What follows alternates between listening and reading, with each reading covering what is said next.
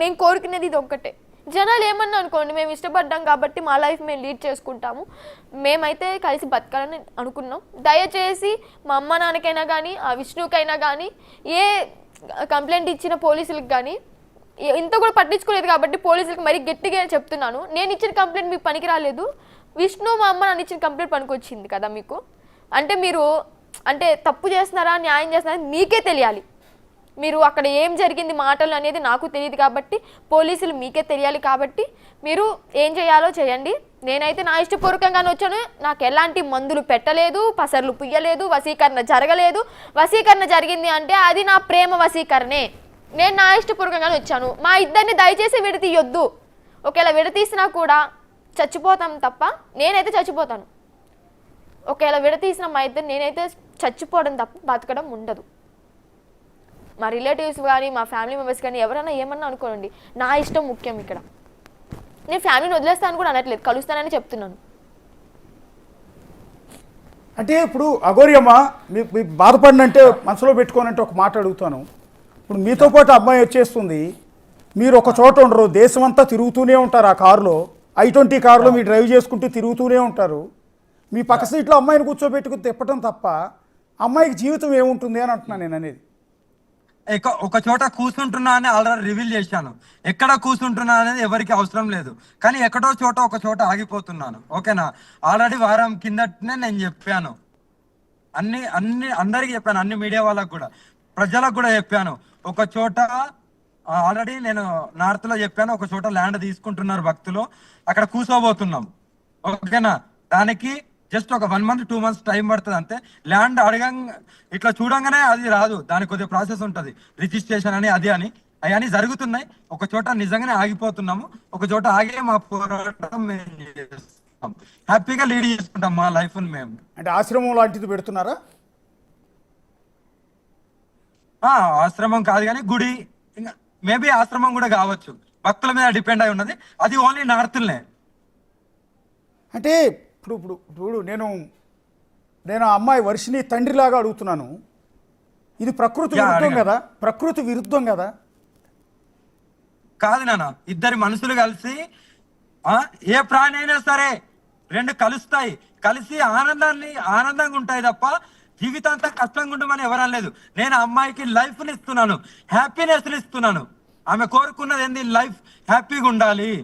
నాకు వేరే కోణంలో నేను ఆలోచించట్లేదు, నాకు జస్ట్ నీతోనుంటే ఆనందంగా ఉంటాను, జీవితాంతం నీతోనే ఉండాలనుకున్నది కాబట్టి వచ్చేసాయని అన్నాను. హ్యాపీనెస్ ఇవ్వడంలో తప్పేమున్నది? ఇప్పుడు ఆ పిల్ల, ఇప్పుడు మీరంటే మీరు పుట్టినప్పటి నుంచి కూడా మీ శారీరక పరిస్థితి వేరు, మీ ఆలోచన వేరు, మీది కంప్లీట్ వేరు. కానీ అమ్మాయి కంప్లీట్ ఆడపిల్లకి కంపల్సరీ నీడ్స్ ఉంటాయి, అది ప్రకృతి ధర్మం. మీకు ఫీలింగ్స్ లేవని కాదు స్వామి అమ్మమ్మ, మీకు ఫీలింగ్స్ లేవని ఆడపిల్లకి లేకుండా ఎలా ఉంటాయి? ప్రస్తుతం అమ్మాయి సఫర్ అవుతోంది, తీవ్రమైన ఒత్తిడిలో ఉంది, అది విష్ణు వల్ల కావచ్చు, ఇంకోళ్ళ వల్ల కావచ్చు. అలాంటి తరుణంలో మీ దగ్గర ఒక మంచి ప్రేమ, కల్మషం లేని ప్రేమ దొరికిందని అట్రాక్ట్ అయ్యి మీ దగ్గర ప్రస్తుతానికి వచ్చి ఉండొచ్చు. కొద్ది రోజుల తర్వాత మీరంటే ఇష్టం పోవచ్చు కదా, ఆడపిల్ల కాబట్టి సహజంగా అమ్మాయి ఇష్టాలు వేరుగా ఉండొచ్చు కదా. అన్ని మాట్లాడుకున్న తర్వాతనే కావాలంటే ఎక్కడన్నా పిల్లలను తెచ్చుకొని పెంచుకుంటాం తప్ప, ఓకేనా, అన్నిటికీ అంగీకారం జరిగిన తర్వాతనే మ్యారేజ్ అనేది లీడ్ అవుతుంటది. అంటే మీ దగ్గర వర్షిని కాకుండా ఇంకో 5 ఆడపిల్లలు ఉన్నారు అని మొన్న వాళ్ళ నాన్న అంటూ ఉన్నాడు. అవన్నీ నిరూపించమని నేను అడుగుతున్నా, ఏమేమి ఎలిగేషన్స్ చేశారో అవన్నీ నిరూపించాలి. లేదు, ఊరికే అయ్యే నమ్మే కాదు, ఊరికి అడుగుతున్నాను. నేను అనేది ఏంటంటే రేపొద్దున వర్షిని లాగా కాదమ్మా, వర్షిని లాగా అఘోరి అమ్మ మీద ప్రేమతో ఇంకొంతమంది ఆడపిల్లలు వస్తారు. కాదు, చిన్ను వచ్చింది కదా, వర్షిని నాతో వచ్చింది కదా, ఆమెకు తెలుసు కదా ఉన్నారో లేదో, ఆమెను అడగని చెప్తుంది. లేదు, వాళ్ళు ఎవరు ఉన్నారని నేను అనట్లేదమ్మా. నేనేది ఏంటంటే అవన్నీ కల్పితాలు మాత్రమే.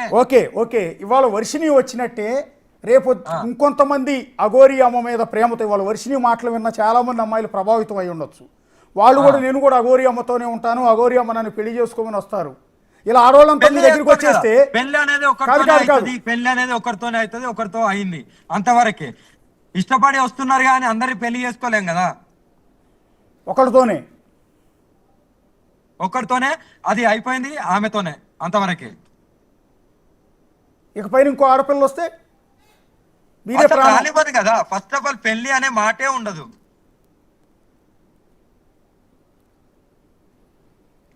నేను అనేది ఇప్పుడు ప్రస్తుతానికి ఓకే, ఒక నెల రోజుల పాటు ఓకే, ఒక 2 నెలల పాటు ఓకే, మీరు ఆశ్రమం పెట్టిన తర్వాత 1 సంవత్సరం 2 సంవత్సరాలు కూడా ఓకే. కానీ 2 సంవత్సరాల తర్వాత అమ్మాయి వయసు ఏం అయిపోలా, అంత 23 ఏళ్ళు, పట్టుమని చిన్న 23 ఏళ్ళు. అవును. ఇంకో 2-3 ఏళ్ల తర్వాత ఆ పిల్లకి నేను ఆడపిల్లను అన్న సంగతి కాదు. నాకు కూడా 27 ఇయర్స్. నేనేం పెద్ద 40, 50, 60, 70 లేదు, జస్ట్ 27. కాదమ్మా, నేను అనేది ఏంటంటే ఒక 4 రోజుల తర్వాత ఆ పాప రియలైజ్ అవ్వచ్చు కదా. రియలైజెన్స్ మీన్స్ నేను ఏంటంటే నేను ఒక ఆడపిల్లని, నాకు కూడా ఒక ఫిజికల్ నీడ్ కావాలి, నేను కూడా పిల్లల్ని కనాలి అని అనిపించవచ్చు కదా. ఆల్రెడీ చెప్పింది కదా, అలాంటి ఫీలింగ్స్ ఏమి ఉండయి, వాటిని కూడా నేను కట్టుదిట్టంగా చేస్తాను. చంపుకుని ఆమెతో హ్యాపీగా ఉండాలని సిద్ధపడ్డాకే మేము పెళ్లి చేసుకున్నాం. నా మనసు ఎప్పటికీ మారదు, నేను ఎప్పుడూ ఆమెతోనే ఉంటాను. మరి దీన్ని మీరు లీగలైజ్ చేసే ప్రయత్నం ఏమైనా చేస్తారమ్మా? నేను అనేది ఏంటంటే ఇప్పుడు మీరు ప్రకృతి విరుద్ధంగా మీరిద్దరు పెళ్లి చేసుకున్నాం అంటున్నారు. సరే ఓకే, అమ్మాయి మేజర్ కాబట్టి అమ్మాయి ఇష్టం. మా వర్షన్లో మేము హ్యాపీగా ఉన్నాం, హ్యాపీ అంతా కరెక్టే ఉంది. నేను చిన్ను నేను చెప్తున్నా కదా, నువ్వు ఇంటర్వ్యూ అయిపోయిన తర్వాత వచ్చేసాయి, నువ్వు నాకు కాల్ చేయి, నువ్వు ఎక్కడ ఉండాలి ఏందని నేను చెప్తాను. అంటే మీ మీద పోలీసు కిడ్నాప్ కేసు పెట్టే అవకాశం ఉంటుంది కదమ్మా, ఇంకొక ఆడబిడ్డను మీరు ఎత్తుకుపోయారని. ఎందుకంటే లీగల్ కాదు కదా, ఇది లీగల్ కాదు కదా. అంటే నేను వాళ్ళ వైపు నుంచి అడుగుతున్నా, నా సొంతది కాదమ్మా, నా సొంతది కాదు, నేను వాళ్ళ వైపు నుంచి అడుగుతున్నా. అంటే కిడ్నాప్ చేయాలి అంటే కిడ్నాప్ చేసినా కానీ ఒకేలే మీడియాకి ఇంత బహిరంగంగా వచ్చి చెప్పుకోం కదా. నన్నేం కిడ్నాప్ చేయదని నేను చెప్తున్నా కదా, నన్నే కిడ్నాప్ చేశానని పెట్టారు కదా. మీ ఇద్దరి కలయిక చట్టబద్ధం కాదు అంటే అంటే మేము ఇష్టపడ్డాం కదా, మా మనసులు కలిసాయి కదా. ఇంకా వేరే అబ్బాయిని చేసుకోను, వేరే అతన్ని చూడను, నాకు ఈమె కావాలి అంటే ఏం చేస్తారు? ఈమె లేకపోతే నేను చచ్చిపోతాను అంటే ఒక ప్రాణం తీసేస్తారా చట్టం? అంటే అఘోరి అమ్మా, నేను అనే మాటల అర్థం మీకు బాగా అర్థమై ఉంటుంది, ఎందుకంటే మీకు అన్నీ బాగా తెలుసు, నాకన్నా బాగా తెలుసు. మిమ్మల్ని సూటిగా అడుగుతున్నాను. నేను కూడా 23 ఏళ్ల వయసు ఉన్నప్పుడు పెళ్ళే చేసుకోవద్దు అనుకున్నా.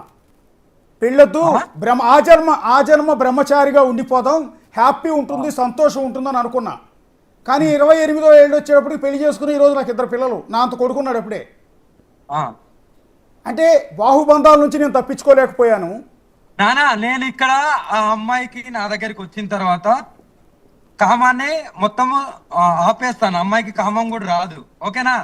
అది నాకు తెలుసు ఎలా చేయాలో, అది మాకు సాధ్యమే కాబట్టి ఆ కామం అనేది రాకుండా నేను చూసుకుంటాను, ఓకేనా? అదే మీకు అందరికి ఇబ్బంది అయితే దాన్ని నేను ఆపడానికి కూడా సిద్ధంగా ఉన్నాను. ఆల్రెడీ ఎంతో మంది ఉన్నారు కదా. కానీ మీకు కొన్ని ఫిజికల్ నీడ్స్ ఉన్నట్టు ఉన్నాయి కదా. నాకేం ఉండదు. అంటే ఒక వీడియో చూశాను అమ్మ, మీరు నొచ్చుకోనంటే మిమ్మల్ని సూటిగా చాలా మందికి వస్తున్న డౌట్ మిమ్మల్ని అడుగుతున్నాను ఇక్కడ. ఒక వీడియో చూశాను, ఎందుకు నాకు ఇబ్బంది అనిపించింది, చాలా ఇబ్బంది అనిపించింది. అందులో ఆ సోఫాలో ఎవరో కుర్రాడు విష్ణు అనుకుంటా పడుకునుంటే మీరు అతని మీద అది కామెడీగా రీల్ తీసింది, మా చిన్న రీల్ తీసింది యాంకర్ ఉన్నప్పుడు. ఓకే, అది వాళ్ళ ఛానల్లో పోస్ట్ చేయడానికి తీసింది. అక్కడ ఏం జరిగిందంటే నేను ఆయన తలకాయని పట్టుకున్నా, ఆయన ఇలా తిరిగిన తర్వాత ఆ వీడియోలో వచ్చింది, దాన్నే కట్ చేసుకొని పెట్టారు.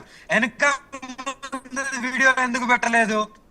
ఆ కామెడీ చేసిన వీడియో ఎందుకు పెట్టలేదు? ఓన్లీ మీద పడే వీడియోని ఎందుకు పెట్టిండు? ప్లస్ మా మమ్మీ మా డాడీ బెడ్ పైనే ఉన్నారు. ఓకే, పక్కనే ఉన్నారు. మీరే వీడియో మమ్మీ కనిపిస్తున్నారు కదా. ఇప్పుడు ఆ వీడియో మీరే తీశారా? నేనే రీల్ లాగా తీశారా?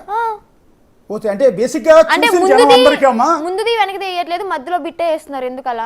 అఘోరి అమ్మ, ఆ వీడియో చూసిన తర్వాత చాలా మందిలో మీరంటే కొద్దిగా వ్యతిరేక భావన పెరిగింది, ఇన్క్లూడింగ్ మీ.